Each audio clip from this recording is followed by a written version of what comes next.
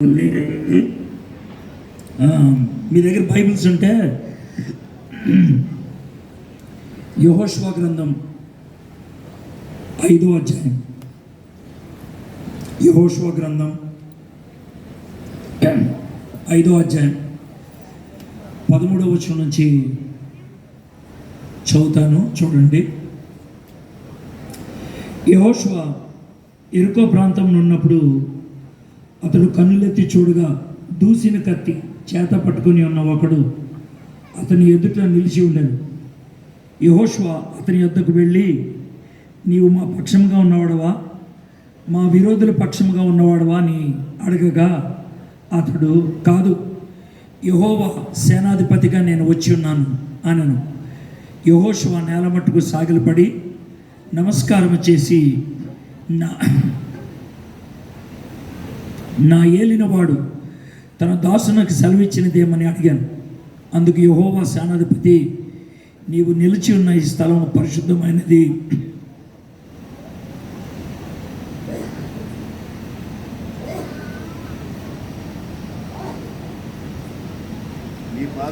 నీవు నిలిచి ఉన్న ఈ స్థలం పరిశుద్ధమైనది, నీ పాదరక్షణలను తీసివేయమని యెహోషువతో చెప్పగా యెహోషువ అలాగూ చేశాను. చిన్న ప్రార్థన చేస్తాను. మా దేవా, మా ప్రభువా, యెహోషువను ధైర్యపరిచావు.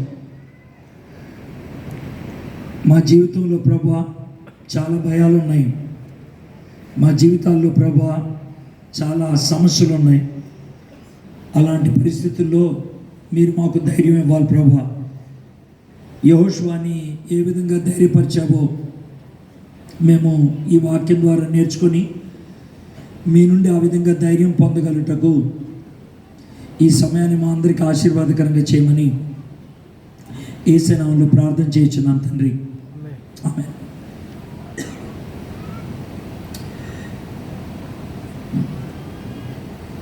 మరి మీలో ఎంతమందికి రోబోట్ అంటే తెలుసో లేదో నాకు తెలియదు. రోబోట్ అంటే మనిషి అంటారు. ఓకే, పోయిన సంవత్సరం నా జీవితంలో మొట్టమొదటిసారిగా ఆస్ట్రేలియాలో ఒక హోటల్కి వెళ్తే రోబోట్ వచ్చి మాకు భోజనం సర్వ్ చేయడం జరిగింది. అంటే హోటల్లో సర్వ్ చేయటం నా లైఫ్లో అదే మొదటిసారి రోబోట్ని చూడటం అనేది. అయితే నేను సెల్ఫీ కూడా తీసుకున్నా దాంతోపాటు, బాగున్నది. ఈ లోకంలో చాలా రోబోట్స్ వచ్చేసాయి. ప్రపంచంలో అతి ఎక్కువ రోబోట్స్ ఉన్నటువంటి దేశం సౌత్ కొరియా. అయితే ఒక చిన్న విషయం చెప్తాను, వినండి. జూలై మాసంలో, ఈ సంవత్సరం జూలై మాసంలో సౌత్ కొరియాలో ఒక రోబోట్, ఒక మనిషి సూసైడ్ చేసుకొని చచ్చిపోవడం జరిగింది. మీకు ప్రశ్న ఉండొచ్చు, అదేంటండి రోబోట్ సూసైడ్ చేసుకోవటం ఏంటి అనే ప్రశ్న ఉండొచ్చు. మీరు నేను అబద్ధం ఆడుతున్నానేమో అని మీరు అనుకుంటూ ఉండొచ్చు. మీకు కావాలంటే ఒక 30 సెకండ్స్ టైం ఇస్తాను. మీ మొబైల్లో రోబోట్ సూసైడ్ అనే 2 పదాలు కొట్టండి. మీలో ఎవరికైనా సార్ మీరు చెప్పింది నిజమే అన్నవాళ్ళు మీరు మొబైల్లో చూస్తే మీరు చేయొద్దండి. దాన్ని బట్టి మిగిలిన వాళ్ళు కరెక్టేనండి? కరెక్టేనా? Thank you so much, thank you. So నేను అబద్ధం ఆడలేదు, రోబోట్ సూసైడ్ చేసుకుంది. ఇది ఎట్లా జరిగింది అని అంటే, సౌత్ కొరియాలో ఉన్నటువంటి ఈ రోబోట్ రోజుకి 6 గంటల పని చేయాలి. కానీ ఆ మేనేజర్ దాని చేత 9 గంటల పని చేపిస్తున్నాడు. రెండోది, 1 అంతస్తులో పని చేయాలి, కానీ దాని చేత 2 అంతస్తుల్లో పని చేపిస్తున్నాడు. ఒత్తిడి ఎక్కువైపోయినప్పుడు దానికి తట్టుకోలేక వైర్లు పీకేసుకొని మెట్ల మీద నుంచి దూకేస్తే ఇరిగిపోయి అంతమైపోయింది. నేను ఎందుకని ఉదాహరణ చెప్తున్నా అంటే, మనం జీవిస్తున్నటువంటి లోకం ఎంత భయంకరమైందంటే యంత్రం కూడా ఉండడానికి ఇష్టపడతలేదు. యంత్రం, మనుషుల సంగతి వదిలేయండి, అలాంటి ఒత్తిళ్ళ మధ్యన మనం జీవిస్తూ ఉన్నాం. జీవితంలో ఎదగాలి అనుకుంటే ఒత్తిడి ఖచ్చితంగా ఎదుర్కోవాల్సిందే. జీవితంలో ఏదైనా సాధించాలి అనుకుంటే ఖచ్చితంగా ఈ లోకంలో ఒత్తిడిని ఎదుర్కోవాల్సిందే. అలాంటి ఒత్తిడిని ఎదుర్కొనేటువంటి ఈ సమాజంలో ఎలా బ్రతకాలి? యేసుక్రీస్తు ప్రభువారి గురించి 3.5 గంటలు మాట్లాడాను. యేసుక్రీస్తు ప్రభువారు మనకి ఏ విధంగా సహాయపడతారు ఈ ఒత్తిడిని ఎదుర్కోవటంలో అనేదే నా ఈ చిన్న వర్తమానం. It's a very short message. అయితే ఇంకొక చిన్న ఉదాహరణ కూడా చెప్తాను. ఏంటి ఆ ఉదాహరణ అంటే, అపజయాల గుండా వెళ్ళే వాడికి ఒత్తిడి తక్కువే ఉంటుంది. మళ్ళీ చెప్తున్నాను, జాగ్రత్త వినండి. అపజయాల గుండా వెళ్ళేవాడికి ఒత్తిడి తక్కువే ఉంటుంది. జయాల మీదగా వెళ్ళేవాడికి ఒత్తిడి ఎక్కువ ఉంటుంది. ఎందుకంటే ఓడిపోవటం వాడికి చేత కాదు కాబట్టి, పడిపోవటం వాడికి చేత కాదు కాబట్టి. ఒకవేళ మీరు సాధిస్తున్నటువంటి సామ్రాజ్యంలో ఉంటున్నట్లయితే మీకు ఒత్తిళ్ళు ఉంటాయి, మీకు టెన్షన్ ఉంటుంది, స్ట్రెస్ అనేది ఉంటుంది. రేపు ఏమవుతుంది, ఎలా ఉంటుంది అనేటువంటి విషయం. ఇప్పుడు మనం యెహోషువ గ్రంథం 5వ అధ్యాయంలో 3 వచనాలు చూసాం. యెహోషువ పరిస్థితి ఏంటో చెప్తాను, తనకున్నటువంటి గొప్ప విషయం ఏంటో చెప్తాను, తనకున్నటువంటి ఒత్తిడితో ఉన్నటువంటి విషయం ఏంటో చెప్తాను. గొప్ప విషయం ముందు చెప్తాను, తర్వాత ఒత్తిడి గురించి వద్దాం. యోర్దాను నది దాటొచ్చేశారు. యోర్దాను నది దాటొచ్చేశారు. చాలా సంతోషం. దేవుడు యోర్దాను నదిని పాయలు చేశాడు, మార్గాన్ని సరళం చేశాడు. యెహోషువకు ఒక ధైర్యం వచ్చింది, దేవుడు నాకు తోడుగా ఉన్నాడు. మా గురువు గారు మోషే గారికి తోడుగా ఉన్నట్లు నాకు కూడా తోడుగా ఉన్నాడు. అది యెహోషువకు ఉన్నటువంటి ధైర్యం. కానీ యెహోషువకి చాలా ఒత్తిళ్ళు ఉన్నాయి. మొదటిది, ఇప్పటి వరకు మా గురువు గారు ఉన్నారు, ఇప్పుడు ఆయన లేరు. ఇప్పటి వరకు ఆయన చెప్పింది నేను చేశాను, నాకు ఇప్పుడు చెప్పేవాళ్ళు ఎవరు లేరు. ఇప్పుడు వరకు నాకు నిర్ణయాలు తీసుకునే బాధ లేదు, ఇప్పుడు నేను నిర్ణయాలు తీసుకోవాలి. ఇవి యెహోషువకు ఉన్నటువంటి నెగటివ్స్. ఇలాంటి ఒత్తిళ్ళ మధ్యన ఎలాగా ఆయన పరిస్థితులు ఎదుర్కొన్నాడు జాగ్రత్తగా వినండి. యోర్దాను నది దాటొచ్చేశాడు. There is a victory. అక్కడ విజయం ఉన్నది. యోర్దాను నది దాటొచ్చాడు.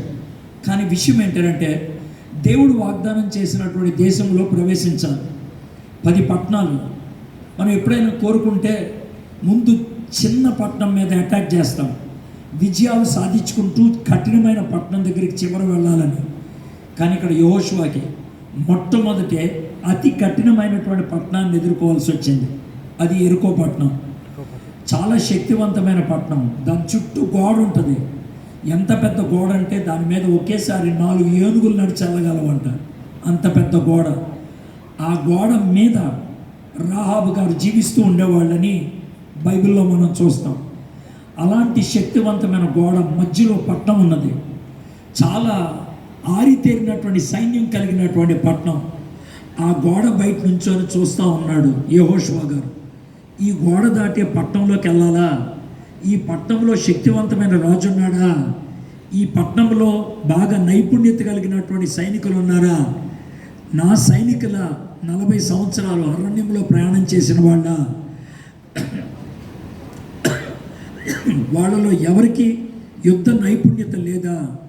ఇప్పుడు నేనేం చేయాలి అని బహుశా దిగులుతో కింద సతికిలు పడిపోయాడేమో. నేను అనుకుంటున్నా కింద సతికిలు పడిపోయాడేమో.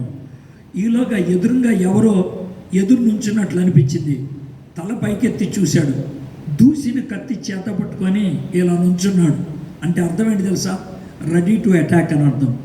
నిన్ను అటాక్ చేస్తాను రా అని. ఎవరైనా అలాంటి పరిస్థితుల్లో భయపడి ఎగిరి పారిపోతారు. కానీ యెహోషువ అది చావు తెలివితేటో ఇక వేరే మార్గం లేకో లేచి నుంచొని వెళ్ళాడనిపించింది నాకైతే. ఎందుకంటే ఇక వేరే దిక్కు లేదు. ఎక్కడికి పారిపోతాడు? సైనికులకి ఆయనే, సైన్యం అంతటికి ఆయనే అధిపతి. అదో లేకపోతే దేవుడు తనకు తోడుగా ఉన్నాడనో ఏ కారణం చేత, ఎవరు నువ్వు మా పార్టీయా, మా వ్యతిరేకమైన పార్టీయా అని అన్నాడు. అంటే ఆయన అన్నాడు, యెహోవా సేనాధిపతిగా నేను వచ్చాను అని అన్నాడు. అంటే ఈయన కాళ్ళ మీద పడిపోయాడు. ఆయన ఆ తర్వాత దీవించాడు. ఇది మనం చూసేటువంటి వచనం. ఈ వచనాల్లో నేను నేర్చుకోవాలనుకున్నటువంటి పాఠం ఏంటంటే, యెహోషువ భయంకరమైనటువంటి ఒత్తిడి గుండా వెళ్తున్నాడు. మీ అందరికీ ఒత్తిళ్ళు ఉంటాయి.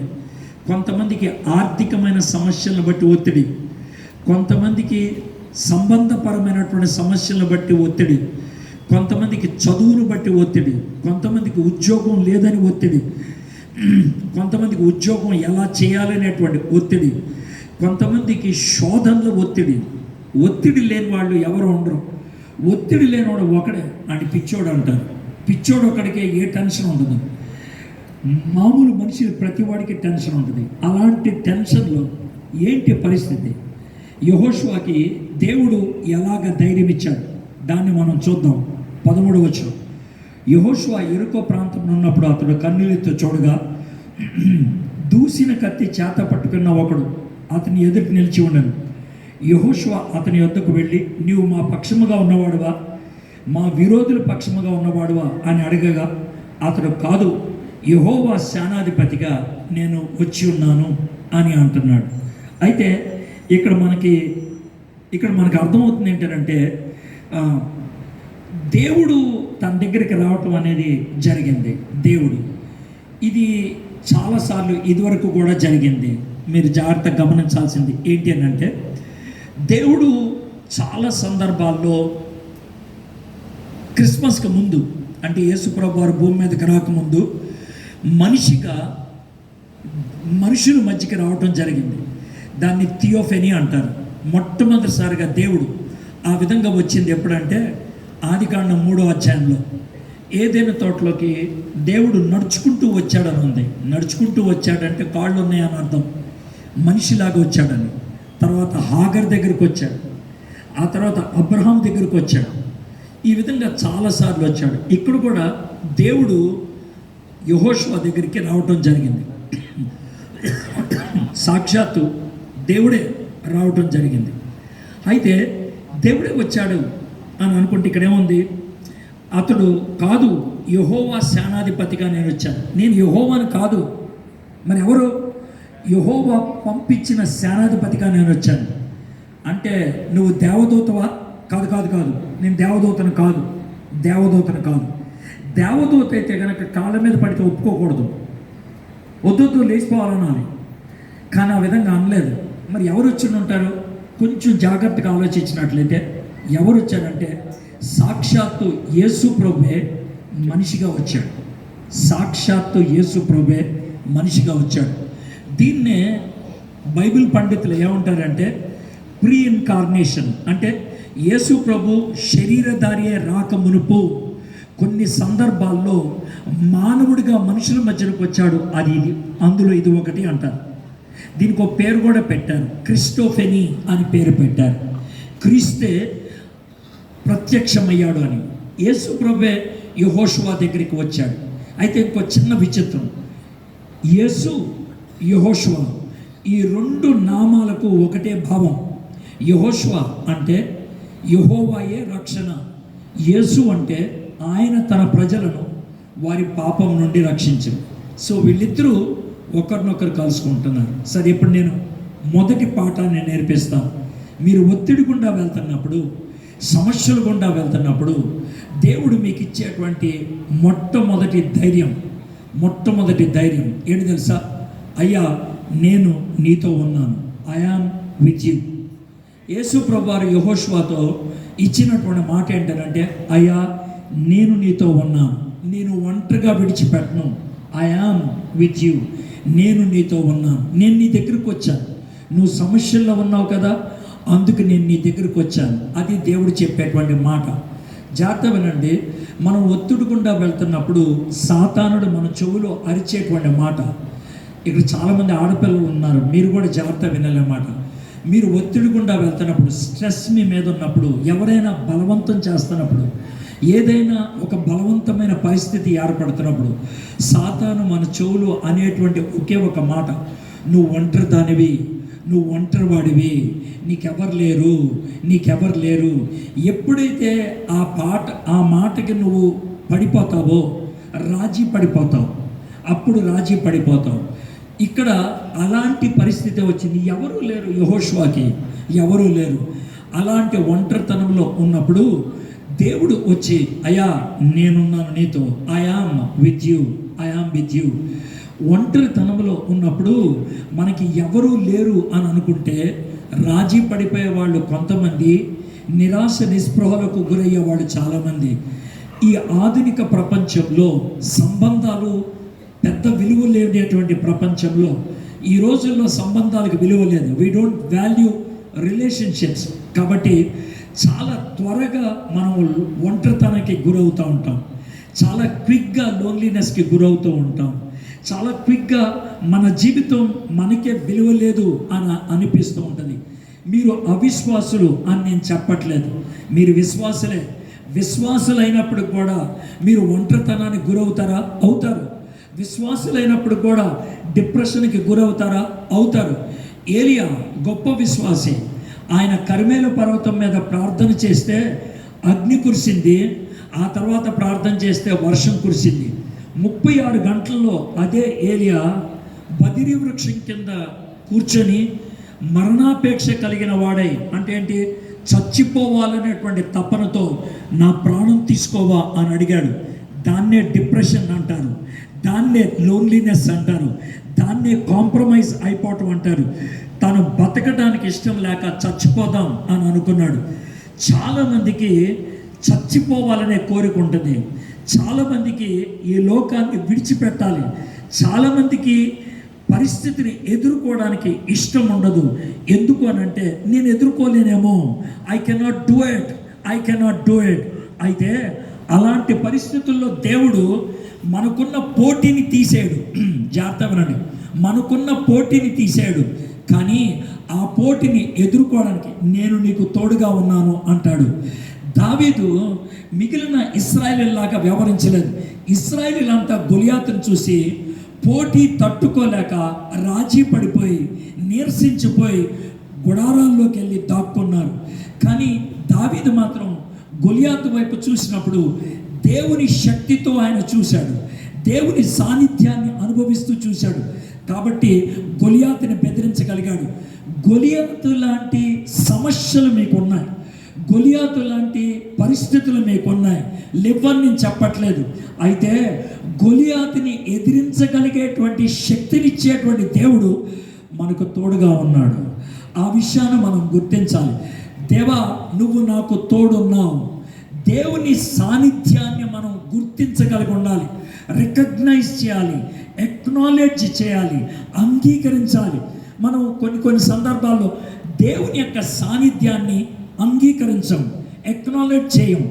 చాలామంది ఇక్కడ వర్షిప్ లీడర్స్ ఉన్నారు, ఎప్పుడు కూడా ఈ పొరపాటు చేయొద్దు. మీరు ఎలాగ పొరపాటు చేస్తారంటే, మీరు పాటలు పాడటానికి మొదలు పెడతారు, లేకపోతే ప్రోగ్రామ్ లీడ్ చేయడం మొదలు పెడతారు. ఏమంటారంటే, let us invite Holy Spirit అని అంటారు, let us invite the presence of God అని అంటారు. అంటే అంతకుముందు దేవుని యొక్క సన్నిధి లేదా? అంతకుముందు పరిశుద్ధాత్ముడు లేడా? That is my question. The Holy Spirit is there, Jesus Christ is there, God's presence is there. మీరు గుర్తించాల్సింది, ఎక్నాలెడ్జ్ చేయాలి, దేవా నీ సన్నిధి ఇక్కడ ఉన్నది, యువర్ ప్రెసెన్స్ ఈజ్ హియర్, నువ్వు మాతో ఉన్నావు, యు ఆర్ విత్ అస్. మనము రీట్రేట్ చేసుకోవాలి, మన చెవుల్లో మనకు వినబడేటట్లు చెప్పుకోవాలి. సో దేవుడు యెహోషువాకి ఇచ్చినటువంటి మొదటి వాగ్దానం ఏంటంటే, Joshua discover that I am with you. Yehoshuva ఈ విషయాన్ని నువ్వు గుర్తించాలి, నేను నీతో ఉన్నాను, ఐ యామ్ విత్ యు. నువ్వు ఒంటరి వాడివి కాదు, I did not leave you alone. రెండో విషయం ఏం చెప్తున్నాడు చూద్దాం, 14వ వచనం. అతడు కాదు, యెహోవా సేనాధిపతిగా నేను వచ్చి ఉన్నాను. యెహోషువాకి టెన్షన్ పుట్టుండాలి.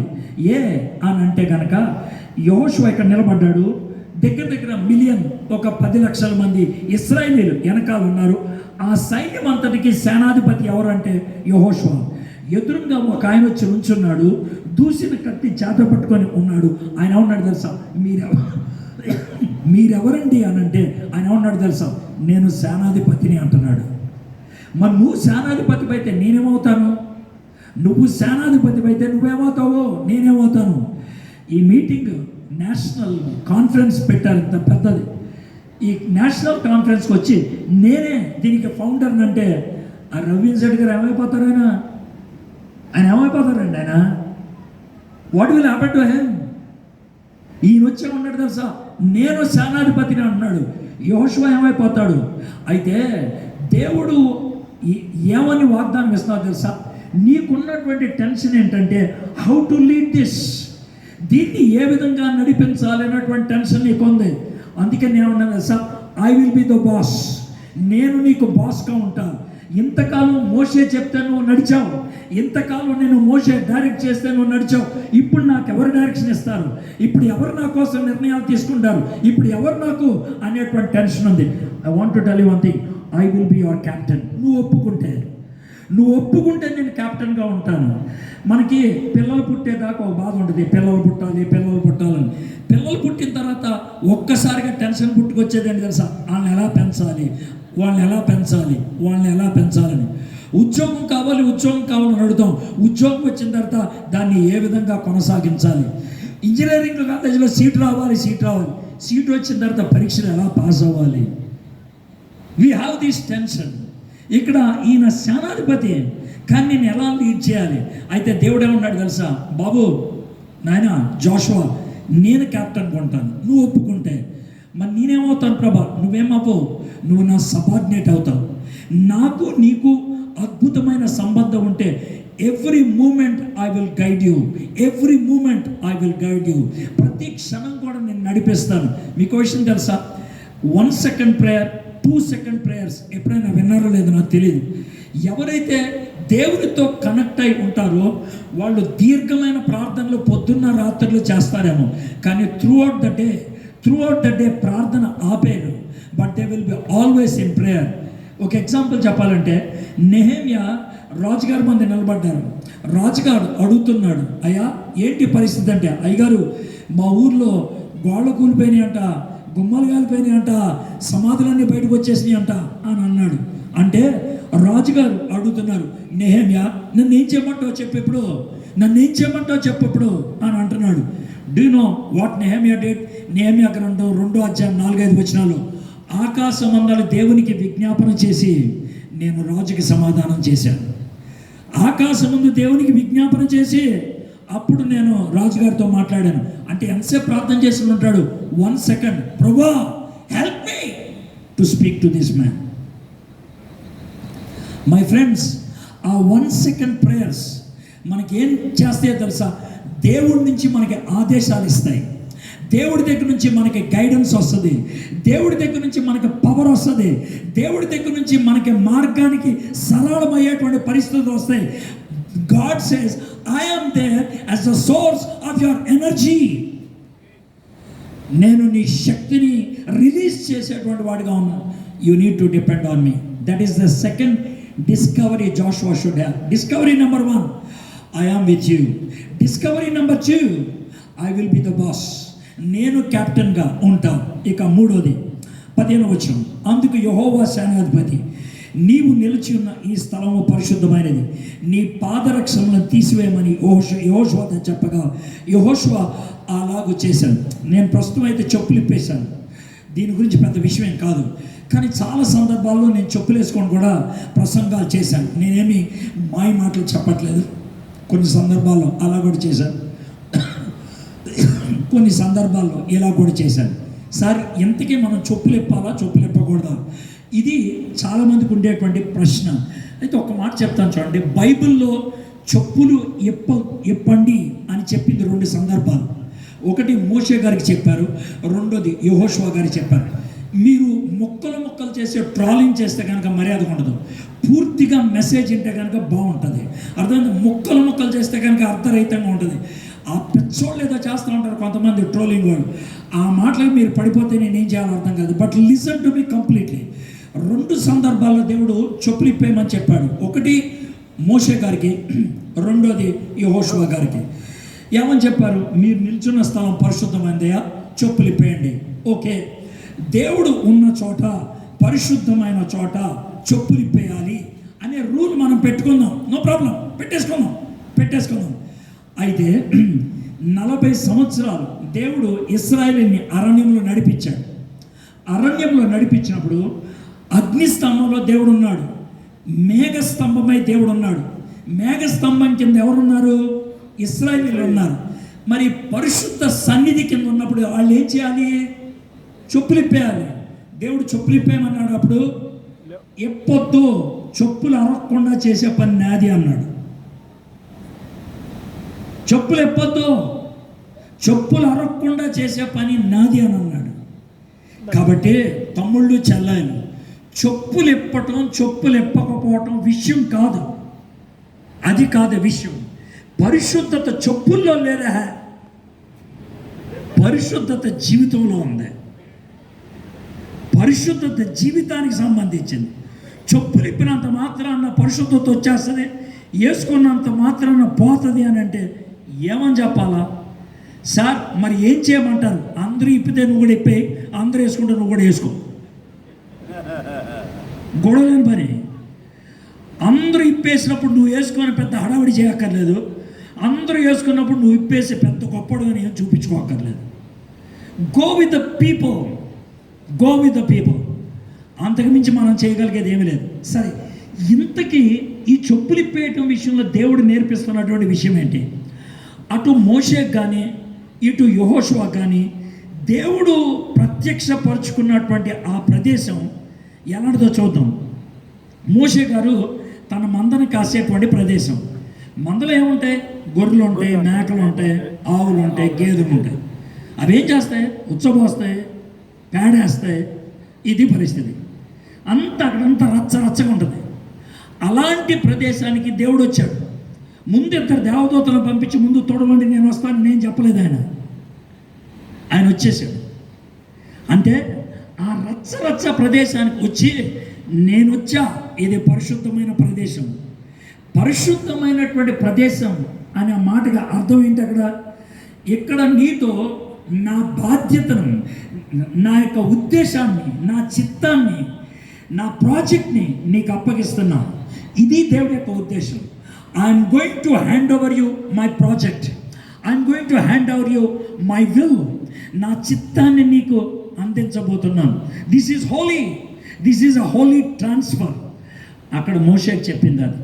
మరి యెహోషువకి, యెహోషువ ఎరుకో గోడ పక్కన ఉన్నాడు. ఎరుకో గోడ మీద రాహాబు లాంటి వేశ్యలు ఉన్నారు. గోడ అవతల రకరకాల దేవతలు కొలిచేవాడు. అక్కడికి యేసు ప్రభు ప్రత్యక్షమై ఇది పరిశుద్ధ స్థలం అని అన్నాడు.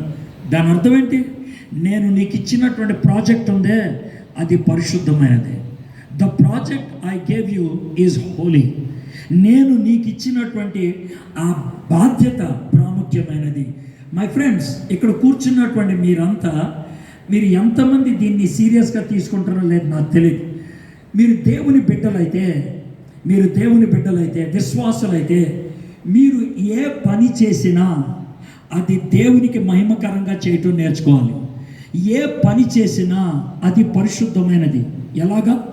మీరు ఉద్యోగం కోసం ప్రార్థన చేశారు, దేవుడు ఉద్యోగం ఇచ్చారు. దేవుడు ఇచ్చాడు కదా ఉద్యోగం. ఆ కుర్చీ ఇచ్చింది ఎవరు? దేవుడు.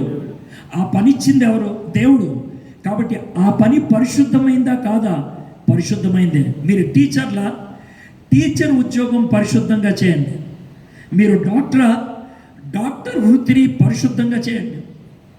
మీరు సాఫ్ట్వేర్ ఇంజనీర్సా, మీరు సాఫ్ట్వేర్ వర్క్ని పరిశుద్ధంగా చేయండి. మీరు గిన్నెలు తోముతారా, ఆ పనిని పరిశుద్ధంగా చేయండి.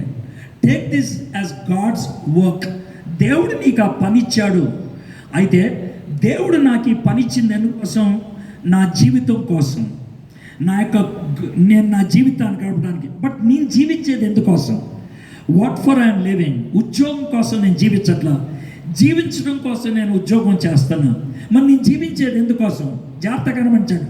ఉద్యోగం కోసం మీరు జీవించట్లా, జీవించడం కోసం మీరు ఉద్యోగం చేస్తున్నారు. మరి జీవించేది దేనికోసం? What is the purpose of your life? What is the purpose of you being living in this world? పొద్దున ఒక చిన్న బాబు అడుగుతా ఉన్నాడు, దేవుడు మనల్ని ఎందుకు సృష్టించాడని. I appreciate that question. ఆ చిన్న బాబు అడుగుతున్నాడు పర్పస్ ఏంటి అని. నీ జీవితానికి ఉద్దేశం ఏంటి? Why did God create you? నేను ఒక జనరల్ ఆన్సర్ ఇచ్చా. దేవుడితో కనెక్ట్ అయి ఉండటానికని. అది జనరల్, అది జనరల్. అందరూ కూడా దేవుడితో కనెక్ట్ అయి ఉంటారు. అయితే when you are connected to God, దేవుడితో కనెక్ట్ అయి ఉంటే, దేవుని సన్నిధిని అనుభవిస్తూ ఉంటే, దేవుడు నీ క్యాప్టెన్ అయితే, దేవుడు ఇచ్చినటువంటి పనిని నువ్వు పరిశుద్ధంగా చేస్తూ ఉంటే, do you know you get special instructions from God. దేవుడి దగ్గర నుంచి ఆదేశాలు వస్తాయి. దాన్నే లివింగ్ ఏ మిషనల్ లైఫ్ అంటారు. మిషనల్ లైఫ్ అంటే ఏంటి తెలుసా? నువ్వు ఏ వృత్తిలో ఉన్నప్పటికీ కూడా దేవుని కోసం జీవించాలి. ఏ వృత్తిలో ఉన్నప్పుడు కూడా దేవుని సాక్షిగా ఉండాలి. ఏ పరిస్థితుల్లో ఉన్నప్పుడు కూడా నేను సాక్షిగా దేవుణ్ణి ప్రతిబింబించగలిగి ఉండాలి. నేను ఈ లోకంలో జీవిస్తానంటే I must build his kingdom. ఆయన రాజ్యాన్ని నేను కట్టాలి. గుర్తుపెట్టుకోండి, పాత నిబంధనలో చాలామంది గొప్ప వ్యక్తులు వాళ్ళు ఫుల్ టైం వర్కర్స్ కాదు. దానియేలు ప్రధానమంత్రి, యోసేపు ఆర్థిక మంత్రి, దావీదు రాజు, ఎస్తేరు రాణి, నెహెమ్యా గవర్నర్. కానీ వాళ్ళంతా దేవుని సేవ చేశారు. నువ్వు ఏ వృత్తిలో ఉన్నప్పటికీ, ఏ పదవిని నువ్వు కలిగి ఉన్నప్పటికీ, do you understand you are in the holy mission of God. దేవుడు నీకు ఒక ప్రత్యేకమైనటువంటి బాధ్యతనిచ్చాడని నువ్వు గుర్తించగలుగుతున్నావు. తమ్ముడు సునీల్ గురించి ఒక చిన్న ఎగ్జాంపుల్ చెప్పాలన్నది నాకు. సునీల్ కొన్ని సంవత్సరాల క్రితం తమ్ముడు ఇక్కడ ఇంగ్లీష్ లెక్చరర్గా పనిచేస్తూ ఉన్నాడు. తమ్ముడు ఏం చేస్తావు ఇక్కడ? నార్త్ ఇండియా వెళ్ళొచ్చు కదా అన్నాను. దగ్గర సంవత్సరం పాటు తనతో ఆ మాట చెప్తా ఉన్నాను, వెళ్ళొచ్చు కదా నార్త్ ఇండియా అని. మొత్తానికి ప్రార్థన చేసుకున్నాడు, దేవుడు నడిపించాడు. ఇందోర్ వెళ్ళాడు తమ్ముడు ఇందోర్లో ఉంటున్నాడు సునీల్. అక్కడ ఇంగ్లీష్ టీచ్ చేస్తాడు. అది వృత్తి. తను పెళ్లి చేసుకున్నాడు, అక్కడ కుటుంబంగా ఉంటున్నాడు. తాను సంపాదించే జీతంతో తన కుటుంబాన్ని పోషిస్తున్నాడు. That is fine. కానీ మోర్ దాన్ దాట్, ఒకవేళ సునీల్ దగ్గరికి వెళ్ళి, సునీల్ నువ్వేం చేస్తావు అని అంటే ఏమంటాడు తెలుసా? I'm building the Kingdom of God అంటాడు. ఇక్కడికి ఇందోర్ నుంచి 50 మందిని తీసుకొని వచ్చాడు ఆయన. 50 మెంబర్స్. వై? ఆపు చప్పట్లు. ఒక్కడు తెలిసి మీకు చప్పట్లు కొడతాం.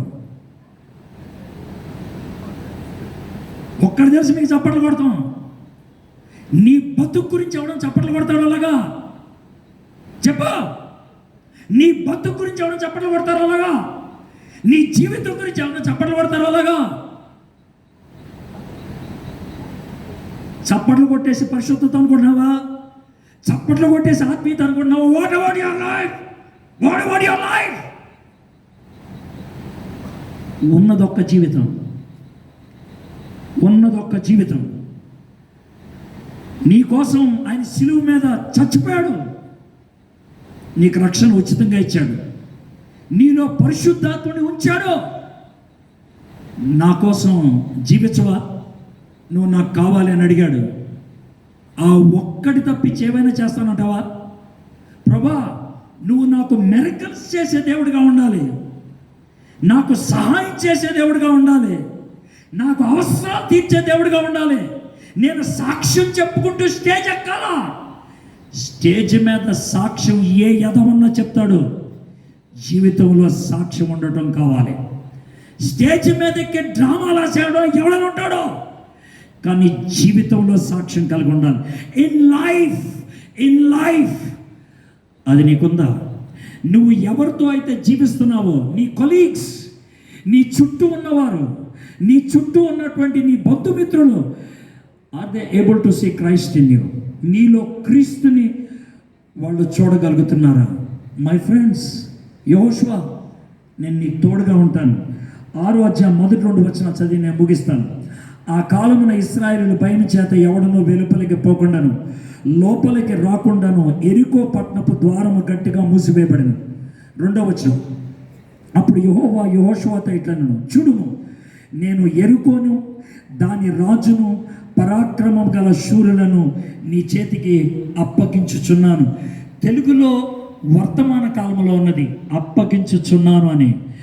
ఇంగ్లీష్ బైబిల్లో హీబ్రూ నుంచి తర్జుమా చేసినటువంటి పద్ధతి చూస్తే, behold I have given you Jericho. నేను ఎరికోను నీ చేతిలో పెట్టి ఉన్నాను. యుద్ధానికి వెళ్ళలేదు యెహోషువ. కానీ దేవుడు ఏమన్నాడు తెలుసా? I have given you Jericho. When you want to live a missional life, దేవునికి ఉపయోగపడేటువంటి వ్యక్తిగా జీవించాలనుకున్నప్పుడు, దేవుని రాజ్యాన్ని కట్టేటువంటి వ్యక్తిగా నువ్వు జీవించాలనుకున్నప్పుడు, అడుగు పెట్టక ముందే దేవుడు అందించేవాడుగా ఉంటున్నాడు. Even before you step in, God wants to give you. దేవుడు ఇచ్చేవాడుగా ఉంటున్నాడు. అలాంటి అద్భుతమైనటువంటి కార్యాలను చరిత్రలో చూసినటువంటి వాళ్ళు చాలామంది ఉన్నారు. When you are missional, when you are living for God, how God provides అంటానికి ఒక చిన్న ఎగ్జాంపుల్ చెప్పి నేను ముగిస్తాను. జార్జ్ ముల్లర్ విశ్వాసం గురించి, దేవుని కోసం బతకడం గురించి, ఒకవేళ ఒక వ్యక్తి ఎలా జీవించగలడు అని తెలుసుకోవాలనుకుంటే జార్జ్ ముల్లర్ గారి బయోగ్రఫీ చదవండి. దాంట్లో చిన్న సన్నివేశం చెప్తాను. జార్జ్ ముల్లర్ గారికి ఆర్ఫనేజ్ ఉండేది. ఏది 50 మంది 100 మంది కాదు, 1000 మందితో ఆర్ఫనేజ్ ఉండేది. 1000 మందితో ఆర్ఫనేజ్. అయితే ఒకసారి తన ఆర్ఫనేజ్లో ఫుడ్ అయిపోయింది. చిన్నపిల్లలు ఏడుస్తున్నారు. ఆ వార్డెనమ్మ వచ్చి జార్జ్ ముల్లర్ గారు, పిల్లలకి భోజనం లేదు, ఏం చేయాలో అర్థం కావట్లేదని అంటే, అవునా అని మనోడు లోనికి వెళ్ళి చిన్న ప్రార్థన చేసుకున్నాడు. ప్రార్థన చేసుకొని బయటకు వచ్చి, దేవుడు ఏం చెప్పాడో నాకు తెలియదు, బయటకు వచ్చి పిల్లల్ని ప్లేట్లు కడుక్కొని వరుసలో కూర్చోమని చెప్పండి అని అన్నాడు. ఈవన్నది, సార్ పొయ్యి మీద అన్నం ఏం పెట్టలేదు, వంటే వండలేదు, స్టవ్ ఏమి వెలిగించలేదు, ప్లేట్లు పెట్టమంటారు. పెట్టండి ప్లేట్లు. వాళ్ళు పిల్లలకి ప్లేట్లు ఇచ్చారు. పిల్లలు పాపం ఏం తెలుసు, ఆకలితో ఉన్నారు. ప్లేట్లు పట్టుకోండి అంటే గబగబా పరిగెట్టుకుంటే వెళ్ళి ప్లేట్లు తీసుకొని వరుసగా కూర్చున్నారు. ప్రార్థన చేయమనండి పిల్లల్ని అని అన్నాడు.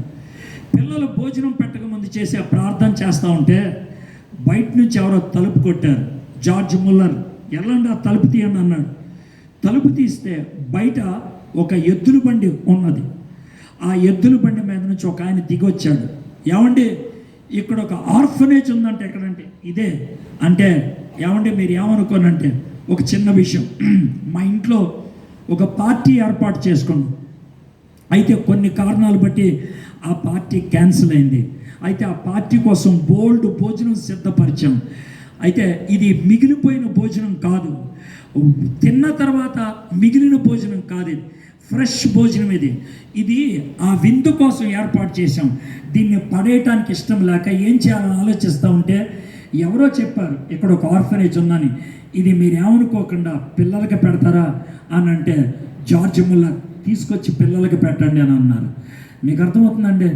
When you are in the missional aspect of God, దేవుని రాజ్యాన్ని కట్టాలి అనేటువంటి ఆలోచనలో ఉన్నప్పుడు, when the mission you are holding is holy, నువ్వు చేసేటువంటి ప్రతి పని పరిశుద్ధమైనది అన్నప్పుడు, every moment you are very sensitive. ప్రతి క్షణం కూడా చాలా సున్నితంగా ఉంటారు. ఎవరితో మాట్లాడినా కూడా ఇది ఉపయోగపడేది అవుతుందేమో, దీని ద్వారా స్వార్థను అందించడానికి అవకాశం దొరుకుద్దేమో, దీని ద్వారా క్రీస్తును చూపించడానికి అవకాశం దొరుకుద్దేమో. Every moment you are always ready to declare Jesus Christ. ఆ విధమైనటువంటి మిషనల్ యాటిట్యూడ్ మనకు ఉండాలి. ఎందుకని చెప్తున్నానంటే, బహుశా కొన్ని రోజుల తర్వాత ఇలాగ పెద్ద మీటింగులు పెట్టుకోవడానికి అవకాశం ఉండదేమో, బయట రోడ్డు మీదకి వెళ్ళి సువార్త చెప్పడానికి అవకాశం ఉండదేమో. కానీ ఒకటి మాత్రం చేయగలరు, ఏంటి తెలుసా? క్రైస్తవ బిడ్డగా జీవించడానికి నేను ఎవడో ఆపలేడు. Nobody can stop you from living a Christian life. Nobody can stop you from being a missional person. దేవుని రాజ్య స్థాపన చేసే వ్యక్తిగా ఉండటం విషయంలో నిన్నెవరు ఆపలేరు. Nobody can stop you from praying. ప్రార్థన చేయకుండా నిన్నెవరు ఆపలేరు. But when you are doing that, అది జరుగుతున్నప్పుడు God will do his work. ప్రపంచంలో అతి వేగవంతంగా పెరిగిపోతున్న సంఘం నెంబర్ 1 చైనా అయితే, నెంబర్ 2 ఇరాన్. ఇప్పుడు నెంబర్ 2 ఇరాన్. ఇరాన్లో లక్షల మంది ఇస్లాం మతాన్ని వదిలిపెట్టి క్రైస్తవ్యంలోకి వచ్చేస్తున్నారు. లక్షల మంది. 82,000 మసీదులు 82,000 మసీదులు ఒక్క నెలలో మూసేశారంట ఇరాన్లో.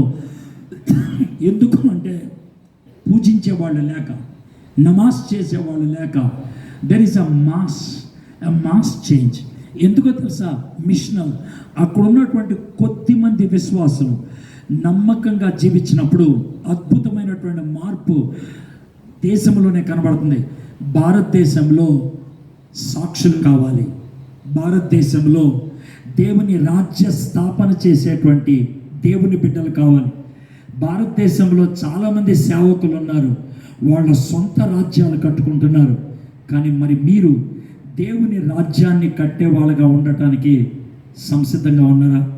దేవుడు అడుగుతున్నాడు, I want somebody to stand with me and for me.